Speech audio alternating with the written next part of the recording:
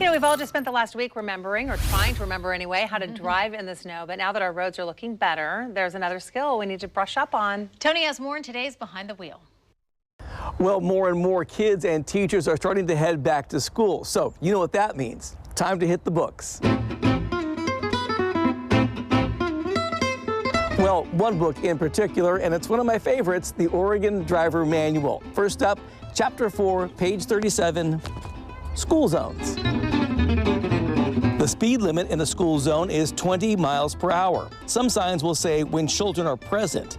In this context, present means kids are waiting at a crosswalk or in a crosswalk.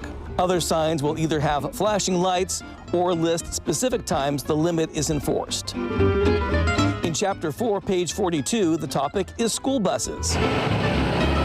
School buses have yellow lights and red lights. Yellow lights tell you to prepare to stop. Red lights mean stop and stay stopped until the red lights are turned off. Remember, the only time you can pass a school bus showing a red light is if you're on the opposite side of the road and separated from that bus by an unpaved median strip or some type of barrier like this curb and these trees. A painted line like you see here is not a barrier, so even if you're on the opposite side of the street, you would still have to stop. And by the way, 20 miles an hour is not a random number. Research proves that a person has a 90% chance of surviving a crash at 18 miles an hour. At 28 miles per hour, that number drops to 50%. Slower is safer, 20 is plenty, and in the school zone, it's the law. I'm Tony Martinez, Fox 12 Oregon.